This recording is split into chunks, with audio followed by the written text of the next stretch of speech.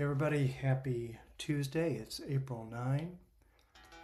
And I'm sitting here taking a little break from work. And I wanted to share some thoughts about my late brother John before the day comes to an end. Today, April 9th, would be 35 years since John passed away. And it's really hard to imagine that much time has gone. And, it's a sad day in some ways, but I try to maintain some level of positivity. I like to think about the better times that we had before he passed away. And one of the things that I think about a lot was something that happened just about 45 years ago, so maybe 10 years before he passed away. It was the late spring or early summer of 1981. And I was just home from my freshman year in college at the University of Illinois. And one afternoon, I think it was on a Saturday, John and I were driving around in his car. And we're listening to the radio and talking like we would do from time to time.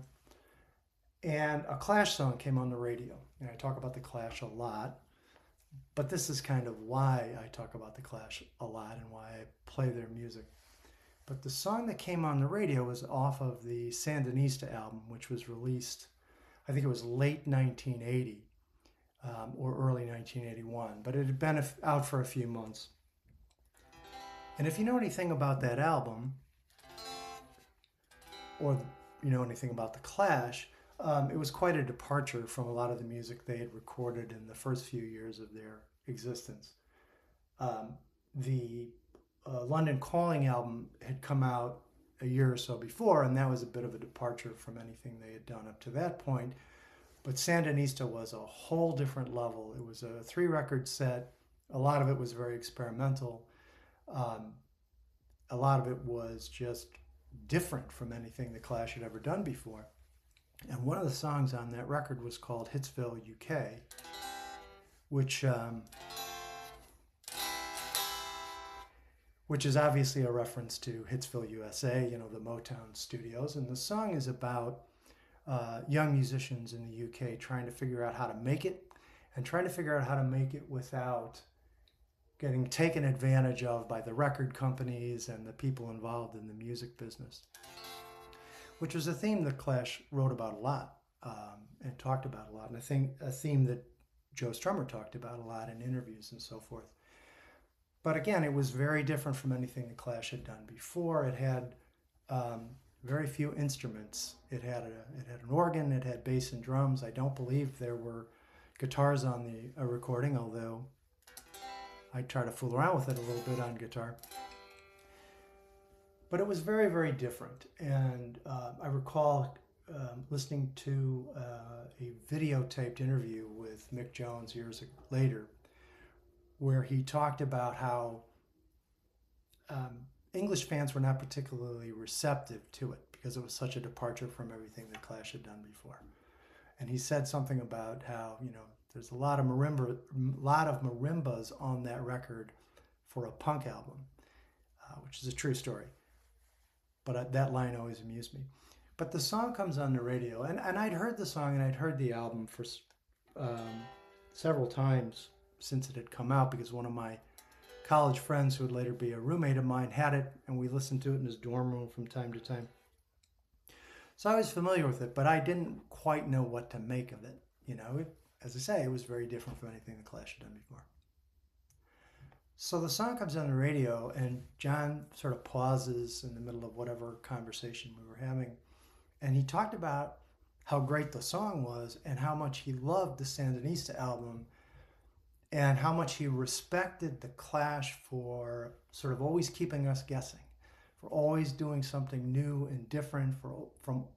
He respected them and he loved them because they kept stretching and they kept reinventing themselves. And they didn't have any limitations.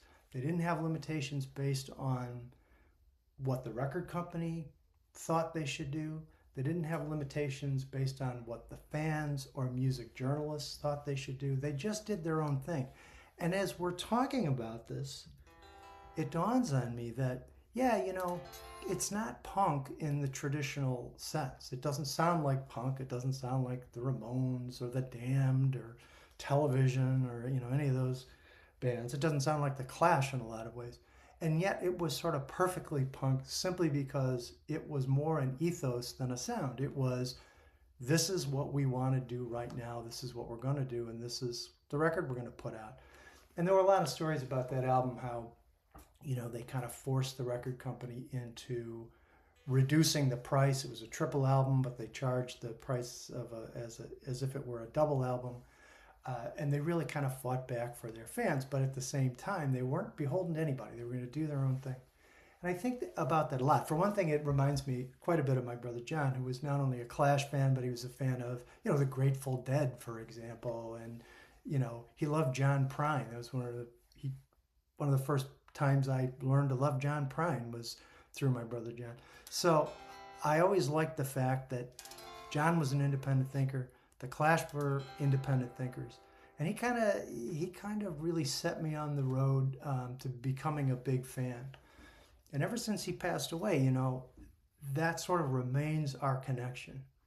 My love for the Clash, which came from my brother John. I was familiar with the band. I had bought records before that time, but it was that conversation that led me to see the band in a different light, and it led me to appreciate their music on a different level. And it typified my brother John because he never had blinders on. He was always able to see things a little more deeply and a little more accurately, I think, than I was. He had a greater imagination, and he had a greater willingness to say, okay, yeah, this is a Clash, but why does it make sense for the Clash to do this song? Whereas I heard it and I was just like, I can't quite figure it out. It didn't seem to make sense to me, but it made sense to John because that's sort of the way he thought. He had this openness to different ideas, which is why he liked the Clash in the first place and why he liked, the Sandinista record and songs like Hitsville, UK. Meanwhile, that's always been one of my favorite Clash songs ever since that conversation.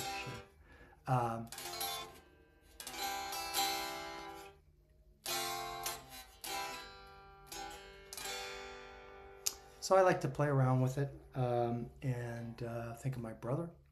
And that's really all I have today. I miss my brother. I think about him every day. But my love for this band and continuing to listen to this band kind of helps keep me connected with him. So thanks for listening.